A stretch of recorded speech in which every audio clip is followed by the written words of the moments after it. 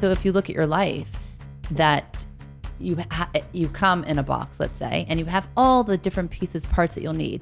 But if you don't connect them and you don't use them to support each other, you don't understand how they work, then you're really going to make a mess of things, right? Nothing's going to make sense to you. You might even lose a few screws. You might never put it together. So I think, because really anything that, I mean, of course we have free will, but we will be given the opportunities throughout our lives to ultimately live our best lives. But in order to do that, you have to be able to change, to transform, to grow, and derive purpose and meaning from even the most difficult things. Right. And I think that a very important element to all of this is therefore the understanding that everything is purposeful.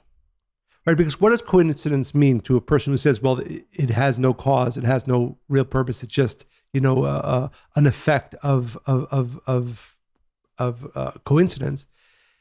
It means that there are things in my life that don't have a purpose, that are necessary.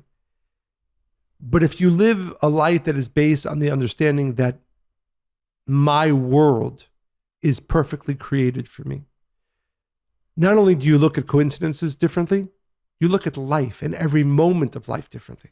Well, that's why that book was so popular. Why do bad things happen to good people, right? A lot of people have a hard time not just accepting what we're saying, but really living that, right? Because, and I think especially the last 3 years have been very difficult for many across the board. And still there's more challenges coming up in ways that we haven't seen in the world, I think, for us so far. So I think many people have a hard time accepting that everything is meant for their greatest good. Of course. But by the way, I think that what is powerful about transforming our view of coincidences is that it makes life much more meaningful. I'll give an example. One of the great Kabbalists, the Baal Shem Tov, says the following: when a leaf falls off a tree, the way it falls and where it falls, there's a purpose, there's a reason. We might not understand why this leaf has to fall there. So this past Saturday, I was walking in Connecticut, and as I'm walking, a leaf falls down. And it was a little bit windy, so as it falls down, it starts moving. And I was reminded of this teaching of the Baal Shem Tov. And I can't tell you why that leaf fell, but I could say that that moment for me had much more purpose than if I would just be thinking, oh, this leaf, leaves fall, they fall what they do, no reason behind it.